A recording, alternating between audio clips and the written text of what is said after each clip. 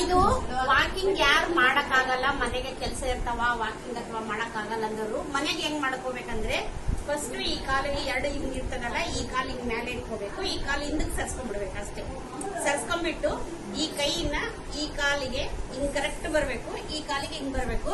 ಇದನ್ನ fingers toes ಈ ಕಾಲನ್ನ ಹಿಂಗ ಜೋರ್ಸೆ ಹೊಡಿಬೇಕು. ಹಿಂಗ ಕರೆಕ್ಟ್ 20 ನಿಮಿಷ ಹೊಡೆದ್ರೆ ನೀವು ನಮ್ಮಲ್ಲಿ ಏನೇನ್ ರೋಗ ಇರ್ತಾವ ಎಲ್ಲ ಹೋಗ್ತಾವ.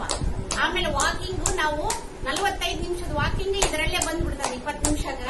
ಆಮೇಲೆ ನಮ್ಗೆ ಏನನ್ನ ದಪ್ಪ ತೆಳ್ಳಗಾಗ್ಬೇಕಂದ್ರೂ ಇದರಲ್ಲೇ ಬರ್ತದ. ಆಮೇಲೆ ಏನನ್ನ ಪೇನ್ ಇದ್ರು ಇದರಲ್ಲೇ ಬರ್ತದ, ಕಾಲ್ ಜೋಮ್ ಇದ್ರು ಇದರಲ್ಲೇ ಬರ್ತದ, ಎಲ್ಲ ಇದ್ರಾಗೆ ಬರ್ತದ.